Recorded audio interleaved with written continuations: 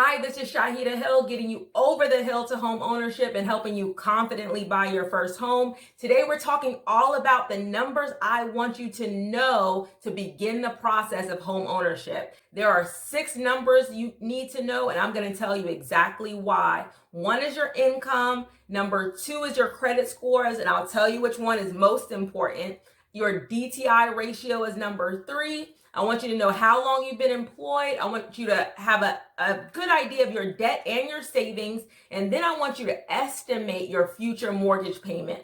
Let's get right into why. Please like and subscribe to my channel for new videos every week. All right, let's talk about your income first. So your lender, when you're getting approved for a mortgage, is going to look at 3 things primarily: your income, your debt, and your credit. Your income, your debt, or your credit. So once you have those things under control, anybody can get a house. So let's start with number 1, your income. Your income, how much money do you make? That's going to be the determining factor as to how much they can lend you. So you need to know what your income, they're going to be looking at your tax returns, your bank statements, your W-2s, and they're going to be looking at your check stubs. So you want to just know how much money you make. I have a great handout a free handout. You can fill out all of this information on the checklist so you know all of your numbers. So number 1 is income, and you'll need that information to calculate your DTI.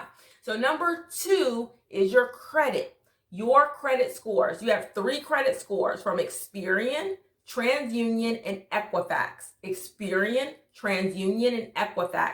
And they are going to look at that middle score. So not your highest, not your lowest, the one that falls right in the middle. That's what they're going to use for qualifying you. So what credit score do you need in order to get approved?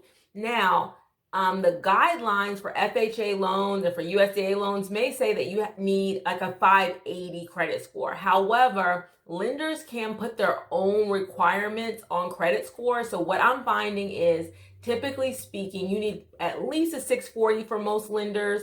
You will get your best interest rates, generally speaking, again, above 740. It'll be good for you to know your scores ahead of time. So any of those credit monitoring sites, Credit Karma, Credit Wise, Credit Sesame, that'll allow you to get your free credit score. And some of them will be linked with TransUnion. Some of them will be linked with Equifax. You have to figure out which one. Now, they're not going to be exactly, the ones like Credit Karma won't be your exact score. It might be a little bit off because they pull it differently. So if you want your most accurate score from each of the 3 credit bureaus, you may have to pay a small amount, but I have a full video on credit, and you can watch that. It'll tell you everything you need to do to improve your score, to get all your credit reports for free. All of that is in that credit video. So you want to know your 3 credit scores, and your middle score is going to be the most important. Let's get to number 3. This is also very important. What is your debt to income ratio? So you know your income, you know your credit. Now let's talk about your debt. With mortgages, very different from any other types of lending, especially like credit cards or cars or anything like that. Your mortgage relies heavily on your debt to income ratio. A mortgage company does not want to lend you money for a mortgage if they feel like you have too much debt already. So for example, they're going to want you to fall in between, as low as possible, but generally speaking, 43% to 50% debt to income ratio or lower. I have a full video showing you how to calculate your debt to income ratio, and it's also on the checklist. Very important to be calculated. The lower the debt, the better, definitely, but most lenders will have a cap on how much they will allow you to have in total debt. That's your mortgage and all other debts. So please watch my debt to income ratio video, and the link below will help you calculate your own debt to income ratio. Let's move on to number 4, employment.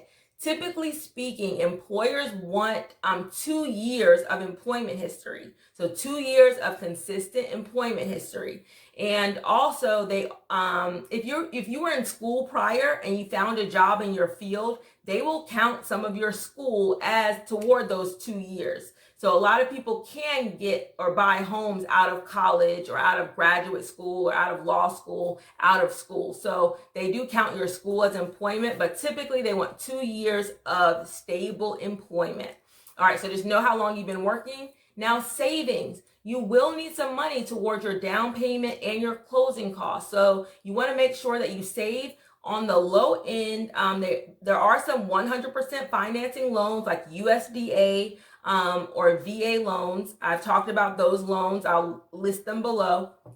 But there's also a 3% conventional product. So you can have a down payment with as low as 3%, or FHA is 3.5% down. So those are the minimum amounts that you can put down. You also can find some 100% financing programs, but typically speaking, if you finance at 100%, the interest rate is usually higher if you don't put any money down. And the last thing I want you to do is I want you to calculate your future mortgage payment. So I want you to know, okay, if I buy a $200,000 house, this is my likely mortgage payment, and I want you to include everything. And it'll just be an estimate, but I want you to include your taxes, your insurance, your principal, your interest, everything that gets paid with your mortgage. I've done a video on that, what's all included in your mortgage payment. So again, I want you to get started by knowing these numbers. So even before you're ready to do your pre-approval, you'll know what you need to work on. Do you need to work on your credit? Do you need to work on improving your income? Do you need to work on lowering your debt?